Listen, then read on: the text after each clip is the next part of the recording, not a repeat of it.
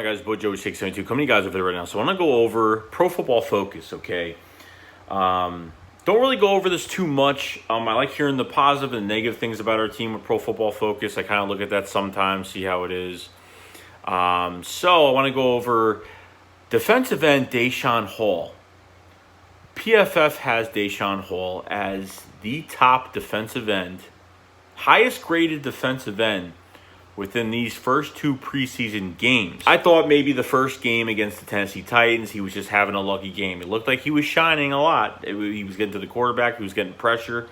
And I thought maybe, you know what, maybe he's just having a lucky game. Maybe it's just one of those guys that just, maybe it's just not, too good to be true. But then, against the Jaguars in week 2, if I could guess, I don't have the statistics in front of me from preseason because I was trying to look for it and I couldn't find it for some reason. But I think he had a sack or two and like 6-7 tackles. So and not even just that, but he was just getting a lot of pressure in this game. And it doesn't even matter how he was getting it. He was getting it, even if he was kind of getting blocked, kind of had an arm out and tried to grab the guy and made the quarterback move. That's what you have to do. And this is why I think that you don't have to trade for Jadeveon Clowney, because it's just, you don't need to with this defensive line right now.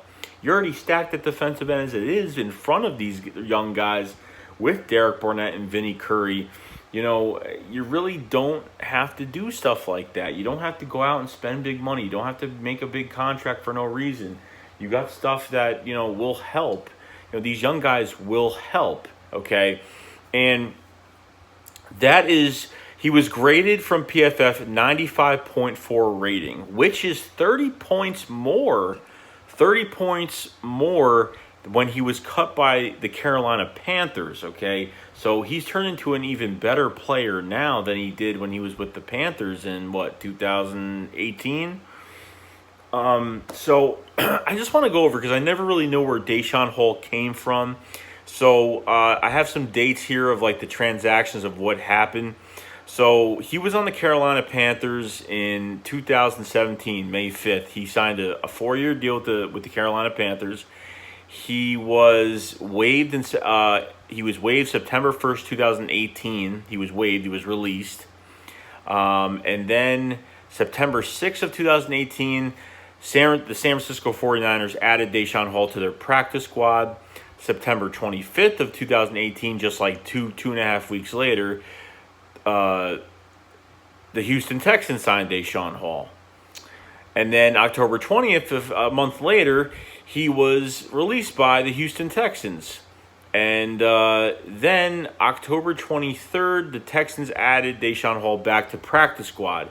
And then December 12th of 2018, the Philadelphia Eagles signed Daeshon Hall. I don't know what more to expect from this guy. I mean, we have the Baltimore Ravens this week, next week, this week. It's Sunday pretty much because it's already 1 and 2 in the morning right now. And at this point right now, I'm really excited to see what's to come, and I'm going to see Daeshon Hall get more reps.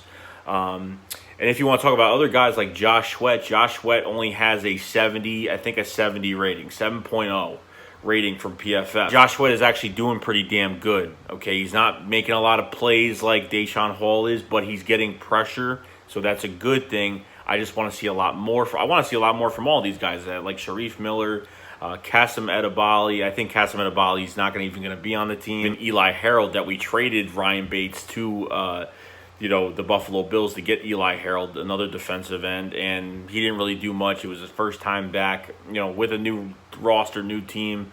So didn't see much from him, during that Jags game, but my God, Daeshon Hall. He's only making like $550,000 for the year. I mean, this guy is just tearing it up. This might be a gem. This might be a total gem, and we all have to respect that because a first preseason game, someone's always going to shine that you're not going to know it's going to shine. And then, if this same person does it again, and he's doing it against, third stringers, some second stringers, some backups, it's a good sign. It's a very good sign. So far, PFF has Daeshon Hall as the top defensive end in preseason so far. As a rotational guy, looks pretty promising, but we'll have to see. down the road. I just hope, because I know when the cuts come, we're going to be very upset because somebody's going to leave that we don't want to leave. Daeshon Hall, this guy has a very high ceiling right now, especially with this Philadelphia Eagles team, and for the future, because then you won't have to go out. You get young guys. That's why the Jadeveon Clowney thing doesn't make sense to me, because you can go out and get free agents all you want. If you have the money, go out and get a free agent. Go pay him a big deal. But when you have young guys on the rise, you don't have to spend money. You could save a lot of money doing this. You know, Daeshon Hall, Sharif Miller, Josh Sweat. You know what I mean? Like, your future could be right in front of you right now. Okay? If I think Sharif Miller will maybe get practice squad, even though he's getting some pressure. I mean, if they're getting pressure, doesn't mean they're going to make the team. But who's really standing out like a sore thumb right now? Daeshon Hall. Josh Sweat is right behind him. And not by much. Except Daeshon Hall is actually getting the sacks. That's just the difference. And he's getting a little bit more pressures, than Josh Sweat is. And Sharif Miller is probably the third in line. Pretty much behind them two. Pressure here and there.